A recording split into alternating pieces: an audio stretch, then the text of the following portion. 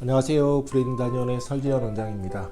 오늘은 지적장애 치료 포인트의 네 번째 중요한 사회적 대처 능력에 대한 이야기를 하고자 합니다. 지적장애 아이들은 대부분 사회성이 부족하거나 떨어지거나 사회 적응에 어려움을 겪어요. 그러한 원인 중에 하나는 별거 아닌 것에 굉장히 불안해하거나 별거 아닌 것에 굉장히 긴장을 하거나 또는 별거 아닌 것에 쉽게 우울해합니다. 즉 감정 조절 능력이라고 하는 것도 상대적으로 약하게 돼요. 즉 지능이 약할수록 스트레스에 대한 정신적인 저항력이 떨어지게 돼요. 100%다 그런 건 아니지만 대다수가 그럽니다. 작은 자극이 아니라 큰 자극을 줬을 때 그렇습니다.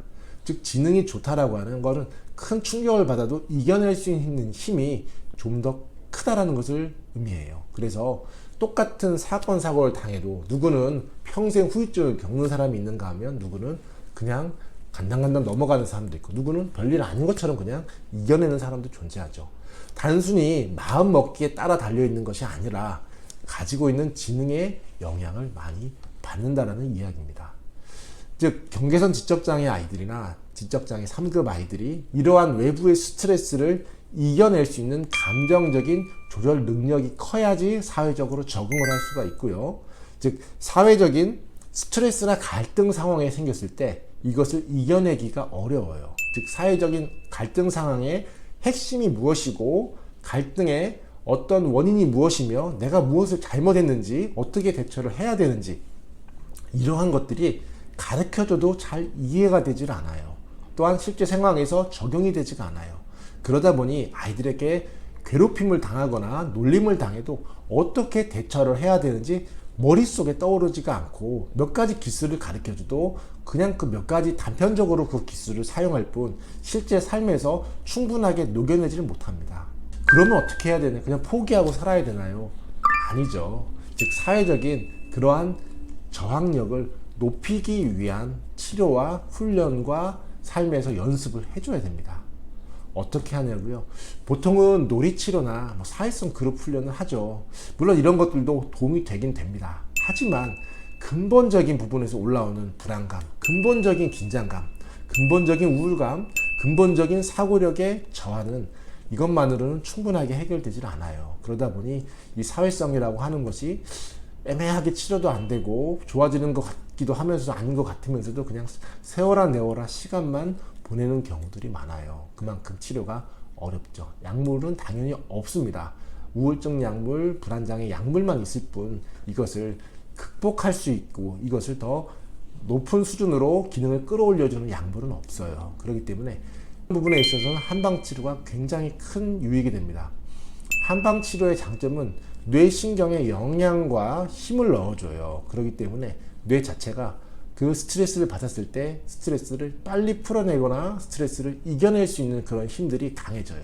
심장을 튼튼하게 해주는 약은 뇌를 튼튼하게 만들어주는데 굉장히 중요해요. 그렇기 때문에 이러한 한약재들은 스트레스에 대한 그 저항 자체를 2배, 3배 이상 높여주기도 하고 스트레스를 잘 내 몸에서 잘 받아서 처리할 수 있고 그 별거 아닌 것처럼 그냥 지나갈 수 있는 힘도 높여주기도 해요.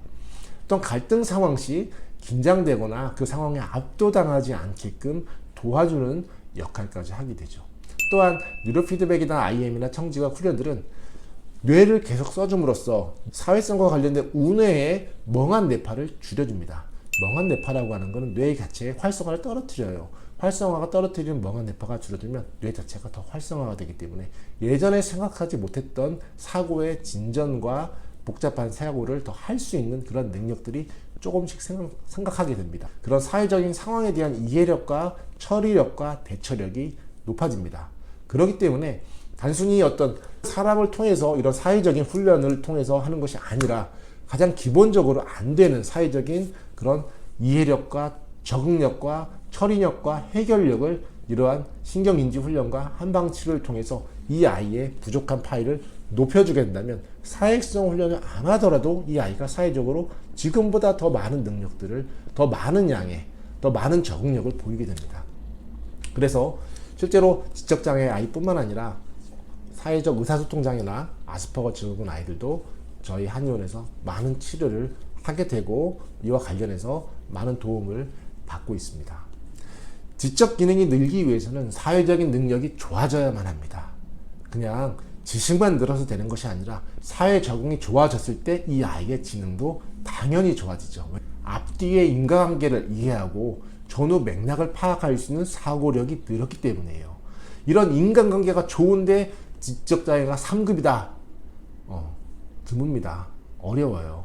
매우 협소해요. 지적장애 3급은. 근데 두루두루 많은 관계의 사회성이 회복되었다면 지능이 좋아진 겁니다. 1, 2년 후에 평가를 해보면 당연히 지능이 일정 부분 좋아질 수밖에 없어요. 지능이라고 하는 것은 쉽게 좋아지지 않지만 쉽게 좋아지지 않은 일상의 모습이 바뀌기 시작하면 지능은 좋아지게 됩니다.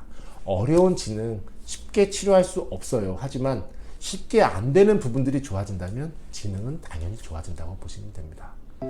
오늘은 사회적인 대처 능력에 대한 부분을 이야기를 드렸습니다. 앞으로도 지적장애 아이들이 건강한 지능을 회복할 수 있도록 브레인 리더가 많은 정보들을 공유하고 연구한 결과들을 나누겠습니다. 감사합니다.